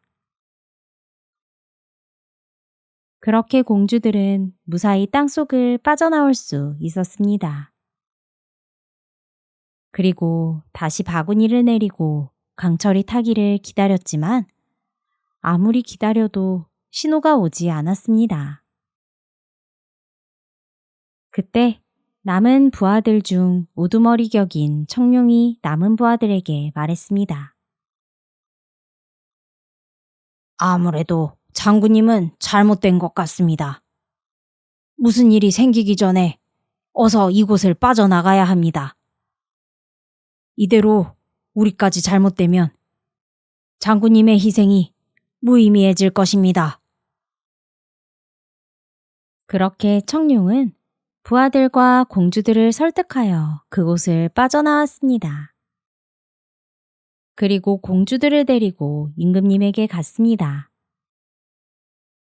임금님은 큰 잔치를 베풀고 공주들을 구해온 부하들을 칭찬했습니다.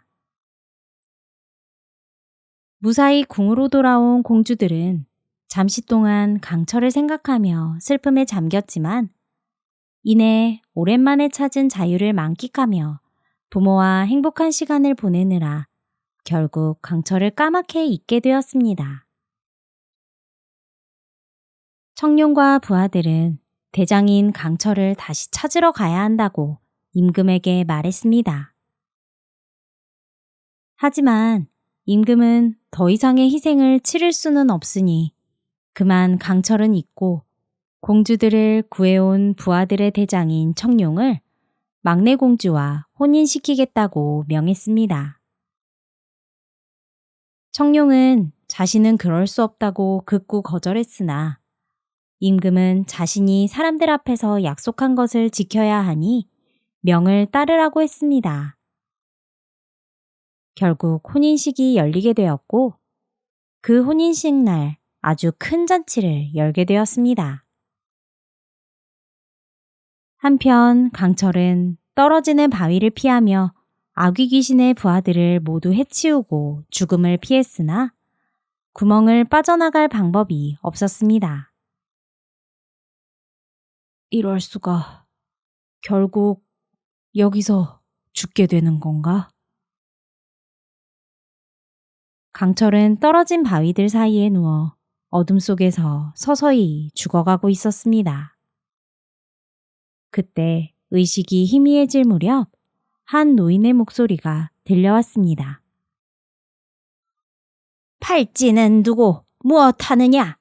이 어리석은 녀석아. 그 소리를 듣고 강철은 벌떡 일어났습니다. 아차, 팔찌가 있었구나.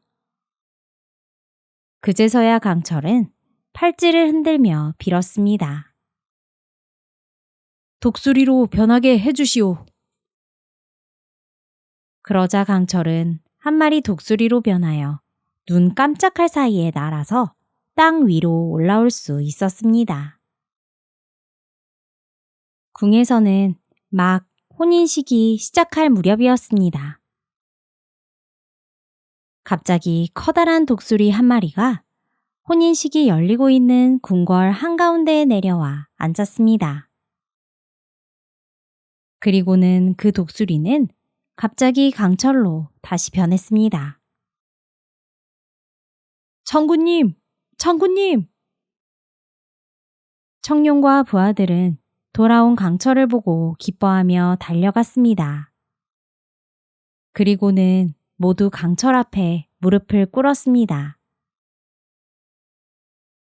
장군님, 살아 돌아오셨으니 다행입니다. 장군님을 두고 저희만 살아왔으니 부하로서 어찌 살기를 바라겠습니까? 저희를 베십시오. 청룡이 말하자 강철은 청룡과 부하들을 일으키며 말했습니다. 너희들의 충심은 내가 이미 알고 있다. 나를 따라 죽기를 각오하고 함께한 사람들을 내가 어찌 벤단 말인가. 앞으로도 나와 계속 함께 주게나. 그렇게 강철과 부하들은 서로 부둥켜 안고 눈물을 흘렸습니다. 그 모습을 본 임금은 강철에게 물었습니다. 이럴 수가. 살아 돌아오다니 참 다행이구나. 어찌 그곳에서 살아올 수 있었던 것인가? 강철은 임금님에게 지나온 일을 말했습니다. 그러했구만. 미안하네. 자네를 구하러 가려는 부하들을 막을 수밖에 없었네. 임금은 강철에게 미안해했습니다. 공주들도 그런 강철을 보며 고개를 숙였습니다. 괜찮습니다. 공주님들 덕분에 아귀 귀신을 잡을 수 있었습니다. 모든 일이 잘 되었으니 좋은 것 아니겠습니까? 강철이 그리 말하자 임금과 공주들은 그제서야 얼굴을 펴고 웃었습니다. 고맙네. 정말 고마워. 자네 덕분에 이 나라를 구한 셈이니 약속대로 내 막내딸은 자네와 혼인을 시키겠네. 그렇게 강철은 막내 공주와 결혼을 하게 되었습니다. 그리고 그 뒤로도 나라의 훌륭한 장군으로 외적으로부터 나라를 지키며 오래오래 공주와 행복하게 잘 살았다고 합니다. 똑똑한 까마귀. 어느 뜨거운 여름날 비도 오지 않아 연못도 강물도 모두 말라버렸습니다. 엄마, 목이 말라요. 너무 더워요. 어린 까마귀들이 엄마 까마귀에게 물을 달라고 졸라댔지만 엄마 까마귀도 물을 마셔본 게 도대체 언제인지 기억조차 나지 않았습니다. 얘들아, 힘내서 엄마를 따라오렴. 가다 보면 분명 물이 있는 곳을 찾을 수 있을 거야. 엄마 까마귀는 예전에 사람들이 우물에서 물을 길러먹는 것을 본 적이 있었어요. 그래서 그때 보았던 우물로 새끼들을 데리고 가는 중이었습니다. 저기야, 저기에 가면 물이 있을 거야. 드디어 우물을 발견했습니다. 엄마 까마귀와 아기 까마귀들은 모두 우물 옆에 내려앉았습니다. 자, 얘들아, 여기에 물이 있다. 우물은 모두 말라 있었지만 우물 옆에 기다란 항아리에는 물이 조금 남아있는 것이 보였습니다. 까마귀들은 열심히 항아리에 부리를 넣어 물을 먹으려고 노력해봤습니다. 엄마, 부리가 닿지 않아서 항아리 아래 물을 먹을 수가 없어요. 엄마 까마귀도 부리를 넣어보았지만 아래 있는 물까지 부리가 닿지 않았습니다. 그러자 첫째가 말했습니다. 엄마, 이 항아리를 밀어서 넘어뜨리면 물을 마실 수 있을 것 같아요. 그러자 둘째가 말했습니다. 형, 그러다가 항아리가 깨져서 땅에 다 흘러버리면 금방 말라버려서 마실 수가 없을지도 몰라. 그렇게 까마귀들은 한참을 항아리 앞에서 서성거렸습니다. 그때 막내가 외쳤습니다. 아, 엄마, 좋은 생각이 났어요. 갑자기 막내 까마귀가 근처에 있는 돌멩이를 항아리에 주워다 조심스럽게 넣었습니다. 퐁당, 물속의 돌멩이가 빠지는 소리가 들려왔습니다. 엄마 까마귀는 그것을 보고 막내 까마귀의 생각을 알아챘습니다. 어머, 막내야, 좋은 생각이구나. 애들아, 막내처럼 작은 돌멩이들을 모아서 항아리에 넣자꾸나. 까마귀들은 열심히 돌멩이들을 모아서 항아리에 조심스럽게 넣기 시작했습니다. 항아리에 돌이 계속 들어가자 드디어 항아리에 있는 물이 위로 올라왔습니다. 자, 아가들아, 어서 물을 마시거라. 아기 까마귀들은 그제서야 항아리 입구까지 올라온 물을 빙 둘러앉아 맛있게 마셨습니다. 꽤 많은 토끼와 바보 호랑이. 옛날 깊은 산 속에 지혜로운 토끼가 한 마리 살고 있었습니다. 그리고 그 산 속에는 아주 무서운 호랑이도 살고 있었습니다. 어느 날 나들이를 나온 토끼와 호랑이가 그만 산길 한가운데서 딱 마주치고 말았습니다. 어흥, 배고픈데 잘 만났다. 호랑이가 으르렁거리며 토끼를 잡아먹으려고 했습니다. 하지만 꽤 많은 토끼는 서둘러 꾀를 내어 호랑이에게 말을 건넸습니다. 호랑이님, 떡을 좋아하신다고 들었는데 제가 떡을 좀 구워드릴까요? 호랑이는 떡이란 말에 군침을 삼키며 냉큼 좋다고 말했습니다. 토끼는 불을 피운 뒤 돌멩이 11개를 주워왔습니다. 그리고는 떡과 함께 먹을 김칫국을 구해오겠다고 말했습니다. 또한 떠나기 전 당부의 말도 잊지 않았지요. 호랑이님, 떡을 굽고 계세요? 김칫국을 구해오는 동안 떡이 익을 텐데 떡은 딱 10개니까 먼저 드시면 안 돼요? 그러고는 토끼는 깡총깡총 뛰어가 버렸습니다. 호랑이는 기다리다 지쳐 떡의 개수를 세어보았습니다. 10개인 줄 알았던 떡은 11개였습니다. 헤헤헤, 뭐야, 11개잖아. 멍청한 토끼 녀석. 1개 먼저 먹어봐도 모르겠군. 배가 고팠던 호랑이는 몰래 떡 하나를 먹기로 했습니다. 불에 구워지고 있는 떡 중 가장 큰 떡을 집어 하나 얼른 입에 집어넣었지요. 으악, 뜨거워! 불에 잘 익은 돌멩이는 호랑이의 뱃속을 뜨겁게 달구어 버렸습니다. 아이고 배야, 아이고 배야! 호랑이는 배를 잡고 대굴대굴 굴렀습니다. 며칠 뒤 대나무 숲에서 토끼와 호랑이가 또 마주치고 말았습니다. 호랑이는 이빨을 바득바득 깔면서 토끼를 노려보았습니다. 하지만 먼저 말을 꺼낸 것은 토끼였습니다. 호랑이님, 왜 그때 먼저 떡을 먹었나요? 왜 약속을 안 지키셨죠? 그렇게 호랑이를 다그치자 호랑이는 화를 내는 토끼 앞에서 흠칫 놀라고 말았습니다.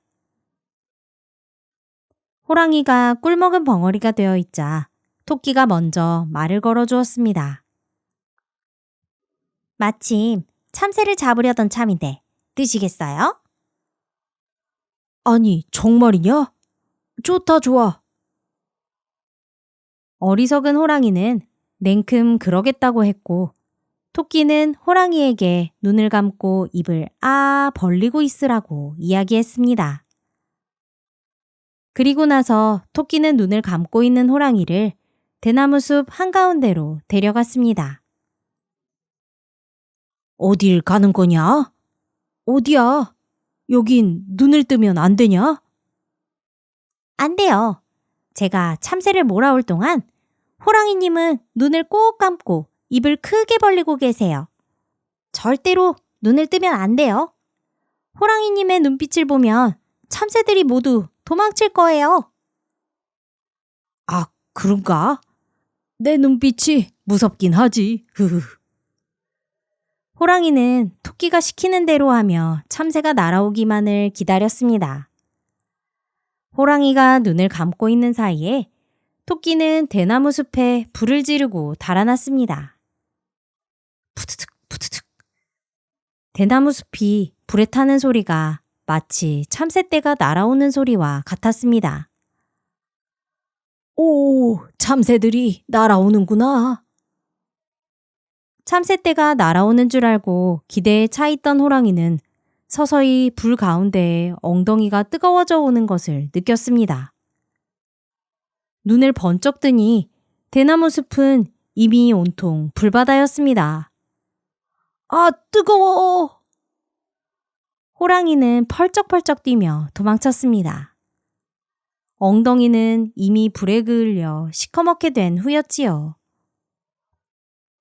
이 토끼 녀석, 가만두지 않을 테다. 그렇게 얼마가 지나고 추워진 겨울날, 토끼와 호랑이는 또다시 마주치게 되었습니다. 호랑이는 앞발로 토끼를 꽉 누르며 말했습니다. 내 이놈 토끼야, 나를 대나무 숲에 두고 불을 지르다니. 이번에는 가만두지 않겠다. 그러자 토끼는 천연덕스럽게 말했습니다. 숲에 불을 찌른 것은 사냥꾼입니다, 호랑이님. 마침 강가에 가면 사냥꾼이 낚시를 하고 있을 거예요. 정말이냐? 호랑이는 또 토끼의 말에 넘어갔습니다. 호랑이가 강가에 가보자 정말로 사냥꾼이 얼음 낚시를 하고 있었지요. 제 말이 맞죠? 이번에는 제가 싱싱한 물고기를 잡아드릴게요. 호랑이는 다시 군침을 꿀꺽 삼켰습니다. 토끼는 호랑이를 강가 한가운데로 데려가 얼음 구멍 속에 호랑이의 꼬리를 담그도록 말했습니다. 아우, 너무 차가운데 토끼야. 계속 이러고 있어야 되는 거냐? 네, 이렇게 꼬리를 담그고 있으면 물고기들이 와서 주렁주렁 매달릴 거예요. 아주 쉽게 물고기들을 잡아먹을 수 있죠. 토끼의 말을 듣고 호랑이는 기대에 가득 차서 들떴습니다.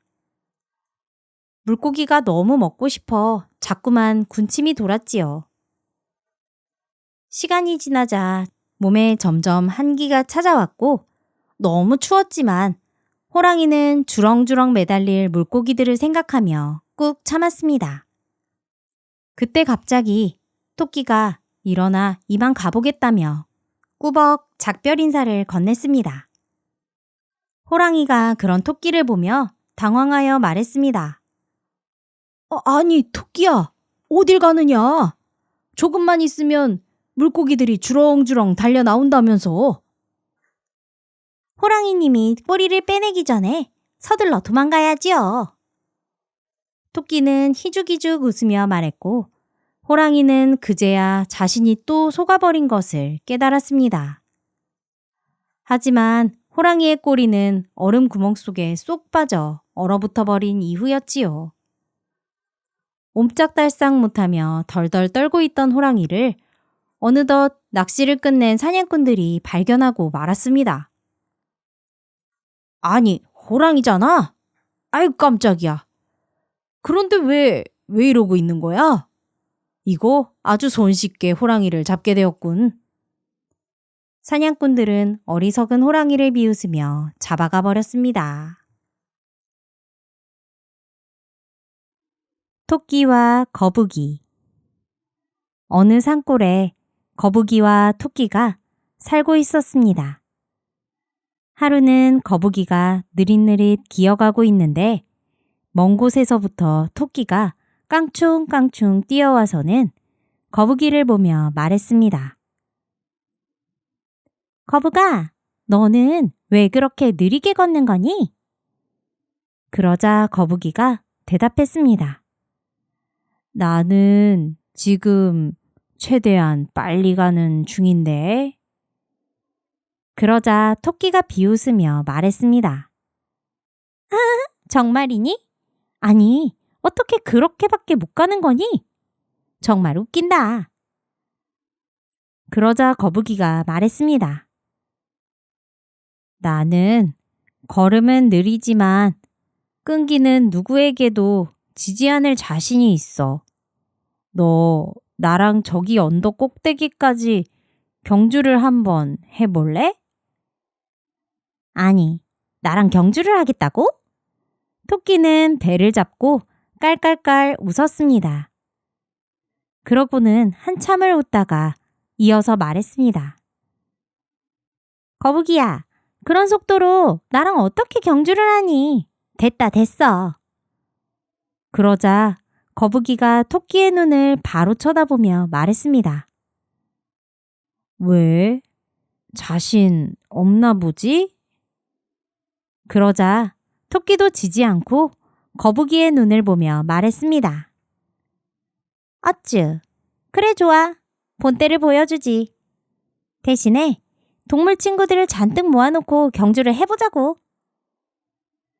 자신이 거북이를 완벽하게 이기는 모습을 동물 친구들에게 보여줘서 거북이를 웃음거리로 만들 생각이었습니다. 그렇게 다음 날이 되어 경주를 시작할 시간이 되었습니다.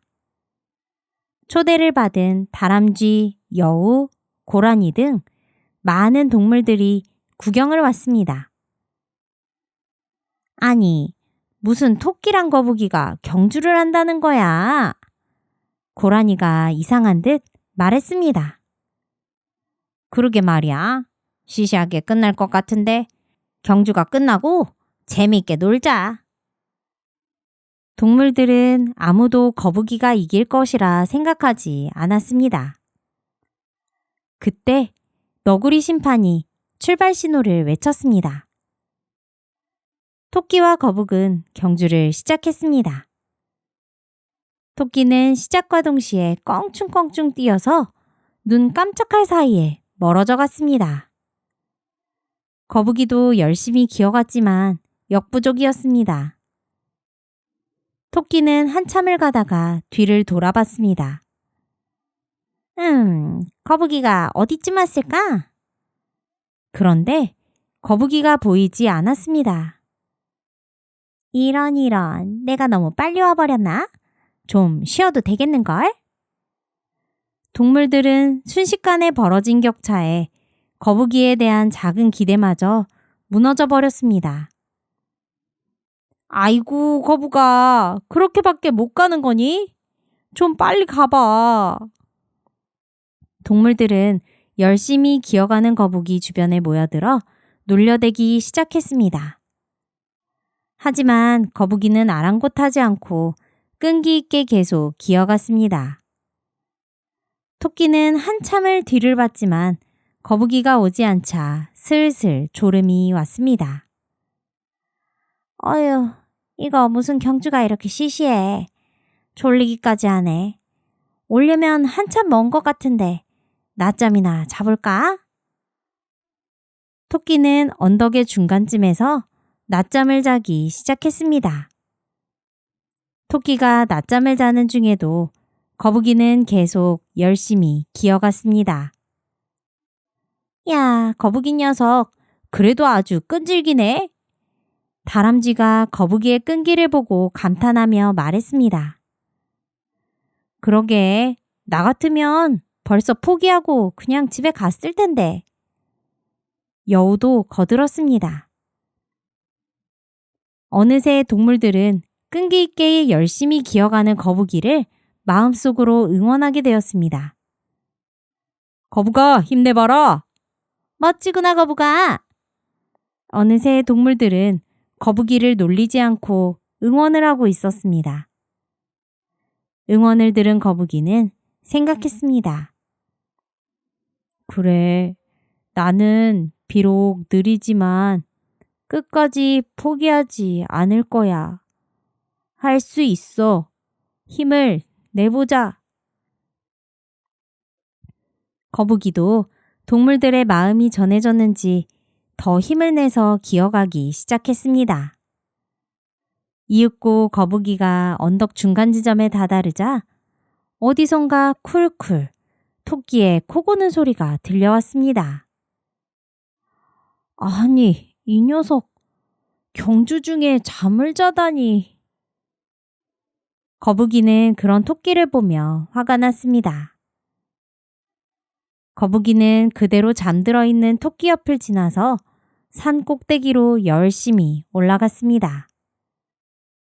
얼마 뒤에 토끼가 하품을 하며 일어나서 주변을 두리번거렸습니다. 슬슬 이 녀석이 올 때가 됐는데 어디쯤 왔으려나? 그때 산 꼭대기에서 함성 소리가 들려왔습니다. 이야, 만세! 거북이 만세! 동물들이 거북이를 축하해주는 소리였습니다. 토끼가 황급히 산 꼭대기로 가보니 거북이가 이미 결승선을 넘어 동물들의 축하를 받고 있었습니다. 이럴 수가.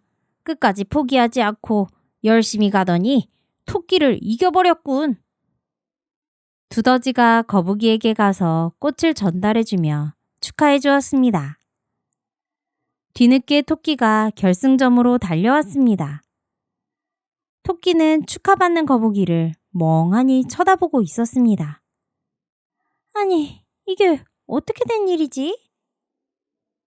그때 다람쥐가 토끼에게 다가와 말했습니다. 이보게 토끼, 그렇게 자신 있어 하더니 이게 어찌 된 일인가? 결국 거북이에게 지고 말았구만. 토끼는 부끄러워서 동물들을 차마 볼 수 없었습니다. 그때 거북이가 다가와 토끼에게 말했습니다. 토끼야, 좋은 승부였어. 나는 비록 너보다 느리지만 끝까지 열심히 하려고 노력했어. 덕분에 이렇게 널 이길 수가 있었지만 나도 동물들도 모두 알고 있어. 네가 나보다 빠르다는 걸. 그러니 너무 낙담하지 마. 그제서야 토끼는 고개를 들고 거북이를 바라보았습니다. 거북아, 널 무시하고 놀렸던 거 정말 미안해. 너의 끈기는 정말 대단해. 나도 정말 배워야겠어. 그렇게 거북이와 토끼가 서로 화해를 하고 함께 모인 동물 친구들과 다 같이 즐거운 파티를 시작했습니다. 그 뒤로 거북이와 토끼는 서로 사이좋게 지내게 되었다고 합니다. 누구나 가지고 있는 능력은 다릅니다. 하지만 그 능력이 제대로 쓰이기 위해서는 포기하지 않고 끝까지 해나갈 수 있는 끈기가 필요합니다. 자신이 능력이 부족하게 느껴지더라도 끈기 있게 노력해 한 걸음 한 걸음 나아가다 보면 다른 사람들이 불가능하다고 말하는 일도 이뤄낼 수 있을 것입니다. 빨간 부채, 파란 부채. 옛날 하늘나라의 옥황상제님은 자신이 가지고 있던 빨간 부채와 파란 부채를 지상으로 떨어뜨리고 말았습니다. 마침 숲을 지나가던 나무꾼은 하늘에서 떨어진 2개의 부채를 줍게 되었습니다. 더위에 고생하던 나무꾼은 그늘에 앉아 부채질을 하기 시작했습니다. 먼저 빨간 부채로 부채질을 하던 나무꾼은 얼굴이 자꾸 무거워져 가는 것을 느꼈습니다. 이상한 느낌에 얼굴을 더듬거리던 나무꾼은 코가 기다랗게 늘어난 것을 보고 깜짝 놀라고 말았습니다. 아니, 이 부채 이상한데? 왜 부채질을 하면 코가 늘어나지? 안 되겠다. 다른 부채로 부채질을 해야겠구나. 나무꾼은 서둘러 파란 부채를 들고 부채질을 하기 시작했습니다. 파란 부채로 부채질을 하자 신기하게도 코가 조금씩 줄어들어 원래의 코로 돌아올 수 있었습니다. 휴, 다행이구나. 아주 신기한 부채들이다. 나무꾼은 부채들을 들고 집으로 신나게 돌아왔습니다. 그런 일이 있고 얼마 지나지 않아 어느 날 나무꾼은 부잣집 주인 영감집에 나무를 해다 주었는데 그 집 주인 영감이 제대로 셈을 해주지 않아 몹시 화가 났습니다. 그래서 대문 앞에 곰방대를 물고 있던 영감 몰래 옆에 슬쩍 다가가 빨간 부채로 부채질을 하기 시작했습니다. 부잣집 영감의 코는 쭉쭉 늘어나 버렸습니다. 나무꾼은 영감을 그대로 둔 채 집으로 돌아왔습니다. 코가 길어진 부잣집 영감은 끙끙 앓아누웠습니다. 용한 의원들도 손사래를 치며 치료할 수 없다 했습니다. 부잣집 영감은 자신의 병을 고쳐주는 사람에게 사례를 하겠다고 수소문했습니다. 나무꾼은 그 소식을 듣고 파란 부채를 들고 다시 부잣집 영감에게로 향했습니다. 병을 고쳐주면 정말로 보답을 받을 수 있는 것이지요? 나무꾼의 질문에 영감은 그러겠다고 하였습니다. 나무꾼은 부잣집의 영감의 눈을 감게 한 후 파란 부채로 부채질을 해주었습니다. 영감님의 코는 다시 줄어들었습니다. 아무것도 모르는 부잣집 영감은 고마운 마음으로 나무꾼에게 큰 돈을 주었습니다. 갑자기 큰 돈이 생긴 나무꾼은 신이 나서 흥청망청 돈을 썼습니다. 나무꾼은 어느 날 맛있는 음식과 술을 잔뜩 먹고 취해서 마루에 누워있다가 갑자기 심심해졌습니다. 가만히 있자. 이 코가 어디까지 자라날까? 나무꾼은 자신의 코에 빨간 부채로 부채질을 하기 시작했습니다. 부채질을 10번 하니 코가 지붕을 뚫고 나갔습니다. 이야, 대단한데? 설마 저 구름까지 뚫을까? 부채질을 100번 하니 코가 구름을 뚫었습니다. 나무꾼은 호기심에 계속 부채질을 했습니다. 나무꾼의 코는 자라고 자라 옥황 상제님이 사는 하늘나라까지 자라났습니다. 갑자기 솟아난 나무꾼의 코는 옥황 상제가 아끼는 꽃밭을 뚫고 나왔습니다. 아니, 누가 내 사랑스러운 꽃들 사이에 이런 흉물스러운 코를 들이미는 것이냐? 옥황 상제님은 화를 버럭내며 나무꾼의 코를 기둥에 꽁꽁 묶어두도록 명령했습니다. 코가 묶인 나무꾼은 코가 갑자기 아파오자 놀라며 다시 파란 부채로 부채질을 하기 시작했습니다. 하지만 기둥에 묶인 코가 줄어들며 둥실둥실 몸이 떠오르기 시작했습니다. 왜 이러지? 왜 코가 줄어들지를 않고 내 몸이 자꾸 뜨는 것이냐? 나무꾼이 하늘 높이 솟아올라 있는데 상황을 모르는 옥황상제는 이제 그만 나무꾼을 용서하기로 하고 코를 풀어주도록 명령했습니다. 코를 묶어놓은 줄이 풀리자 나무꾼이 바닥으로 떨어지기 시작했습니다. 나무꾼은 뒤늦게 자신이 욕심을 부린 것을 후회하며 땅으로 곤두박질 쳐버렸습니다.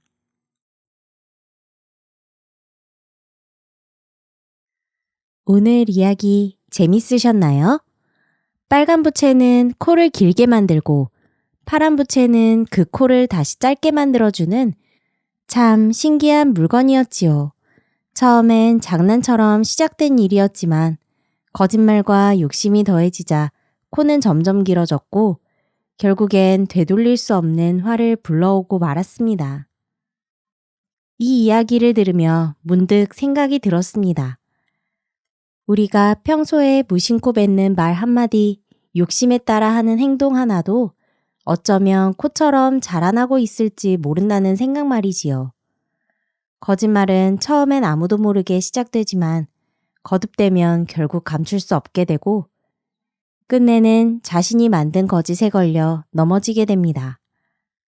반대로 솔직하고 바른 마음으로 살아가는 사람은 감출 것도 길어질 것도 없지요. 빨간 부채나 파란 부채처럼 요술 같은 물건은 없더라도 진심을 담은 행동은 결국 사람의 마음을 움직이고 언젠가는 따뜻한 결과로 돌아오기 마련입니다. 오늘 하루 혹시 무심코 던진 말이 누군가에게 상처가 되지는 않았는지 또는 나도 모르게 작은 거짓말을 덧붙이지는 않았는지 잠시 되돌아보는 시간이 되었으면 좋겠습니다. 그리고 만약 그런 일이 있었다면 파란 부채를 펴듯 솔직한 용기를 내보는 것도 괜찮지 않을까요? 오늘도 이야기 끝까지 함께 해주셔서 감사합니다. 여러분의 마음속에 늘 정직하고 따뜻한 바람이 불기를 바라며 다시 좋은 이야기로 찾아뵐게요. 편안한 밤 되세요.